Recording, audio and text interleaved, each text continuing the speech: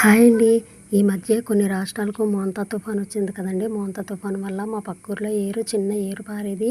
అది ఇప్పుడు చాలా పెద్దగా పారుతుందంటే చూడటానికి వెళ్తున్నాము. వెళ్ళే దారిలో మా చెల్లి కూతురు మా బాబుకి ఫోటో తీయమంటే తీశాను. మనం ఏ వ్యూ చూడాలనుకుంటున్నామో అక్కడికి వచ్చేసామండి. ఇక్కడ బ్రిడ్జి కట్టారండి. ఎందుకంటే అవతల చాలా ఊర్లున్నాయండి. ఇవతల కూడా ఊర్లున్నాయి. అందుకే బ్రిడ్జి కట్టారు. ఈ బ్రిడ్జి మీద నుంచి మేము చూస్తున్నాము. వ్యూ అయితే చూడండి. చిన్న కాలువలా పారేదండి ఇదైతే చెప్పాలంటే. ఇక్కడ పైన రిజర్వాయర్ ఉందండి. రైవాడ డామ్ ఉంది.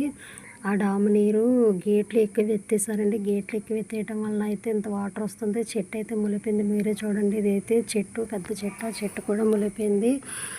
ఇక్కడ మాకు దగ్గరలో రైవాడ డామ్ ఉందండి. ఆ డామ్లో వాటర్ ఎక్కువ అయిపోవడం వల్ల తుఫాను వలన గేట్లు ఎత్తేసారండి. గేట్లు ఎత్తేయడం వలన ఇంత వాటర్ ఫ్లోటింగ్ వస్తుందండి. మా చెల్లి కూతురు మా బాబు ఎలా చూస్తున్నారో చూడండి. నేను మళ్ళీ ఇది వన్ సైడ్ చూపించాను, రెండో సైడ్ కూడా చూపిస్తానండి మీకు. ఒకప్పుడైతే ఈ బ్రిడ్జి ఉండేది కదండి. ఈ బ్రిడ్జి లేనప్పుడు ఇలా తుఫాన్లు వచ్చి వర్షాలు వచ్చి ఏరుకు పారితే యువతల ఉన్న వాళ్ళు అవతలకి, అవతల ఉన్న వాళ్ళు యువతలకి అయితే వచ్చేవాళ్ళు కాదటండి.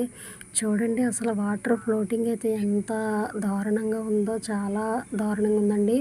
ఇదైతే రెండో వైపు అండి. చెట్లు చూడండి మీకు కనబడుతున్నాయి దూరంగా. చెట్లు అయితే మునిగిపోయాయండి. చిన్న కాలువలా పారే ఈ ఈ ఏరు అయితే ఎంత పెద్దగా పారుతుందో. డాము వాటరు ఎక్కువైపోవడం వల్ల గేట్లు ఎత్తేయడం వల్ల ఇంత వాటర్ వస్తుందండి.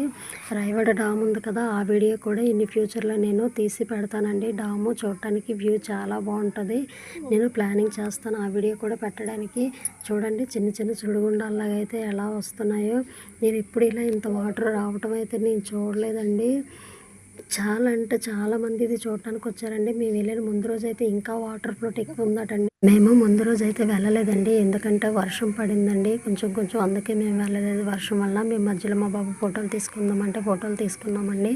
ఈ వాటర్ ఫ్లోటింగ్ చూస్తుంటే నాకు చాలా హ్యాపీ అనిపించిందండి. ఎందుకంటే ఇప్పుడు నేను ఇలా చూడలేదండి. ఇది చిన్న ఏరులా పారేది ఇప్పుడు ఎంత నదిలా పారుతుందో కదండి. ఇది శివపార్వతుల గుడి అండి.